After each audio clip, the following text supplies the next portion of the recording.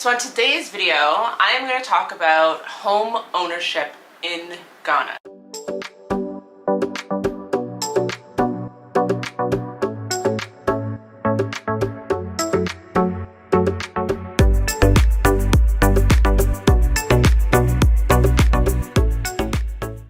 Hello everybody and welcome back to my channel. If it's your first time here, welcome. My name is Avana Addo, and on my channel I talk about my experiences living in Ghana and traveling the beautiful continent of Africa. So in today's video, I am going to talk about home ownership in Ghana. So if any of you guys are thinking about moving here, either to buy a house or to rent a house, these are 5 key things that you should know about owning a home or living in a home in Ghana. Okay, so the first thing is water situation. So something that I think everyone should know or look out for when they're deciding to rent a house or buy a house is the water situation. So one, you want to know how many water tanks you have. So water tanks are basically places where the water is stored when the water is not flowing from the tap. So this is very common in Ghana. So what happened is that, the water isn't actually flowing from the pipes into your house. It's off for today. So what do? You have a reservoir in your water tank, and that reservoir is what you use for your house.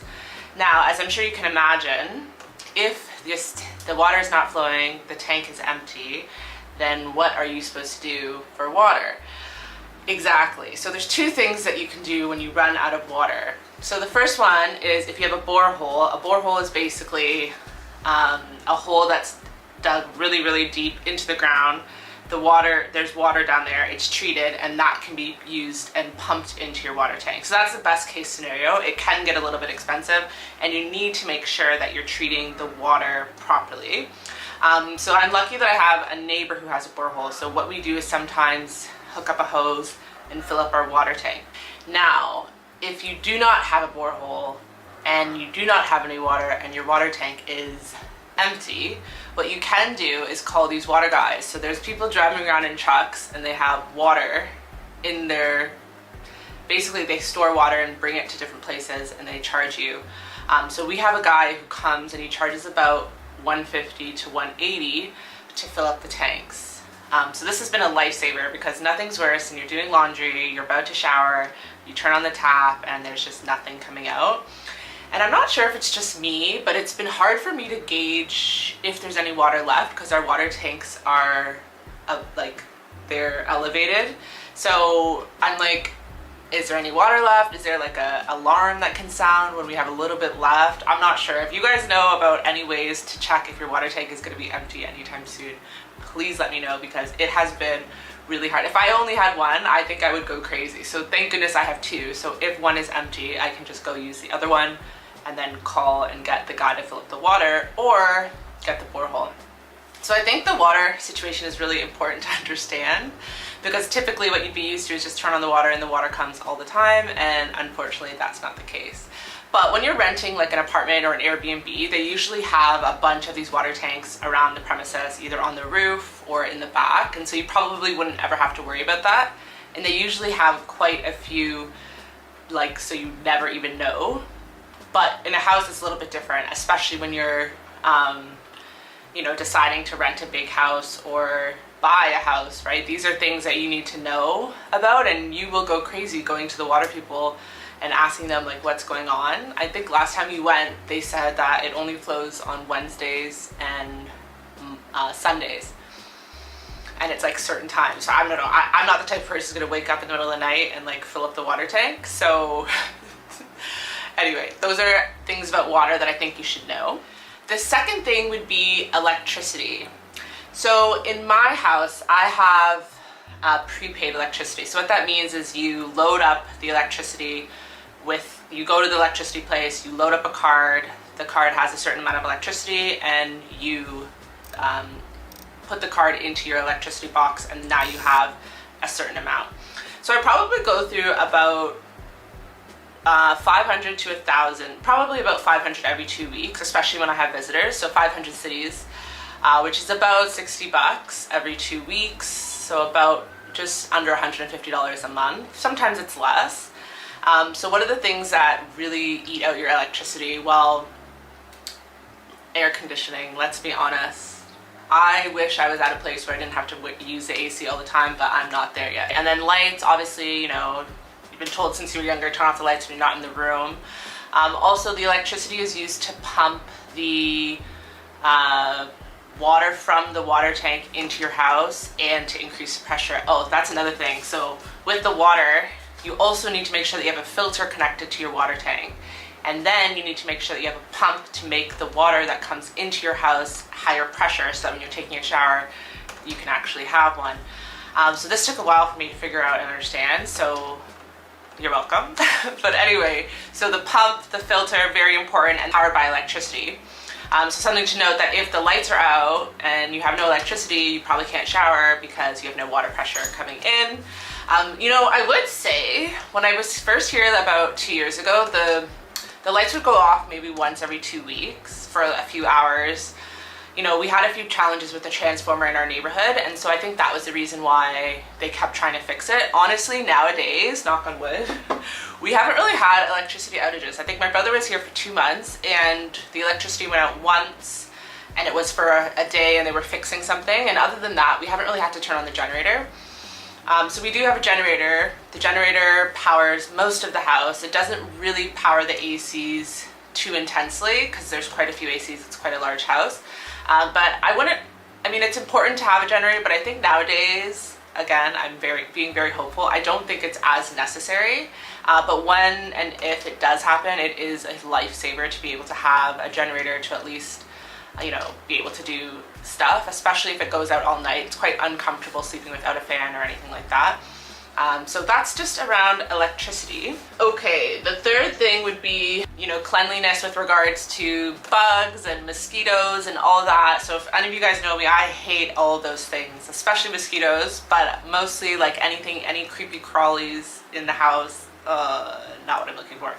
Anyway, so what we do is I spray every 2 weeks. I used to get a fumigation people to come and do the spray. It was kind of getting a bit expensive. It was about 500 cities every time they came. And I found it wasn't really working. So what I did is buy one of those blue things that you put on your back. And then you actually just mix the insecticide with water. And then you can go around and spray. So what I'll do, obviously you need to be out of the house when you're spraying for at least 4 to 5 hours. So what I'll do is I will spray the house, the entire house, open all the windows, turn on all the fans, and then I will go out for the day. And when I come back, the pesticide smell is out, and it, you know, we usually don't have anything. Now, what happens after you spray, there's usually like stuff that, I don't know, creepy crawlies that come out and then they die, so you might see a few the next day when you're cleaning up. This took a long time for me to understand that it's very normal.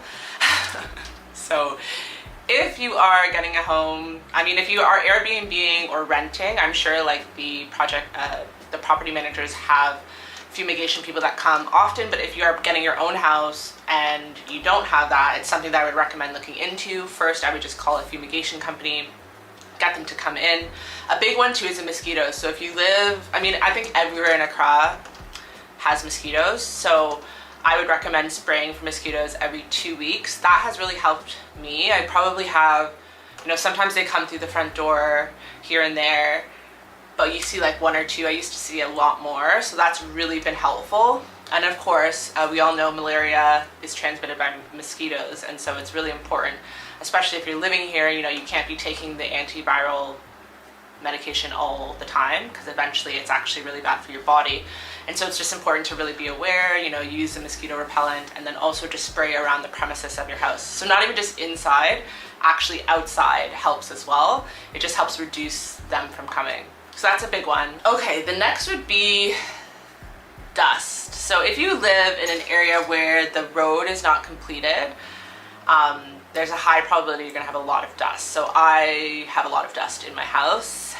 So how I combat that, you just need to clean all the time, especially in the Hamatan season. There was like, it's basically a dry winter, which goes from I think November to March-ish, and it's just like super dusty. And so I was just cleaning all the time, and you know, getting a cleaner to help clean the floors. You know, if you have stuff outside, you just notice how dusty everything gets, even the windows.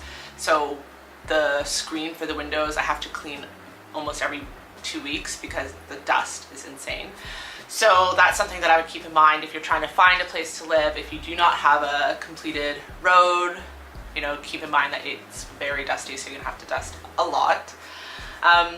The next thing would be garbage and sewage. So I'll mix these two together. So a lot of times, a lot of the older homes have like a septic tank or sewage on the premises. And so what happens is you're gonna have to clean that out. Yeah, it's pretty gross. So ours hadn't been cleaned out for 15 years. Now, a lot of people were not living here. No one was really living here. So it wasn't too bad. It wasn't like super full or anything, but that's something that you need to do periodically if you are living in your house. So there's a bunch of people that you can call, and they come, they open up the tank and they just clean everything out. I would not recommend looking at everything that comes out of that tank, but it's something that you need to know if you're living here. It's something, a good question to ask, just like, what's the sewage system? Is it a septic tank? When's the last time that it was cleaned out? These are all just important questions, because if it hasn't been cleaned out in a while, then that means that you're probably gonna have to organize it and do it. I mean, eventually, if you own a home, it's something that you're gonna have to do often, but if you're renting a home, it's worth it to just figure out when the last time it was, so then you don't have to worry about organizing it, because if you're renting it for like a year, you should be fine. The next thing that I would say is around garbage. So I have been calling a few places. So my neighbor, a few people in my neighborhood put out garbage and someone comes and takes it.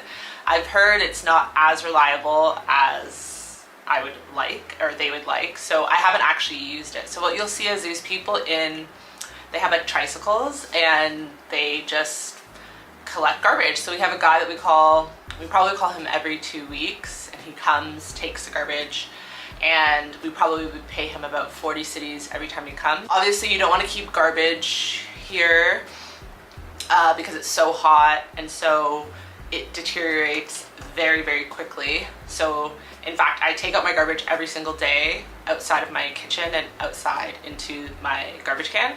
But I make sure that the garbage actually gets cleaned out of that outdoor garbage can at least once a week, even sooner. Sometimes you just don't know. It like decomposes, I swear, in Ghana. Everything is just 30 degrees all the time. So it just decomposes in one day. And so, you know, just to make sure that the dogs can't have access to it, or that, you know, you don't want to have any unwanted visitors because of this garbage. So that's something that I would recommend making sure that you are on top of, because you don't want to figure out what happens if you're not. So those are my 6 tips about home ownership in Ghana. Things that you should just keep in mind if you are planning on moving to Ghana, coming to Ghana to visit, renting in Ghana, buying a house, whatever. These are just important things that you need to know around home ownership. Thanks so much for watching. If you guys have any other questions for me around home ownership, what's it like to own a home, what's it like to, you know, manage a home, I'm more than happy to answer all of your questions. Just comment below and we will chat there. Thanks guys, take care.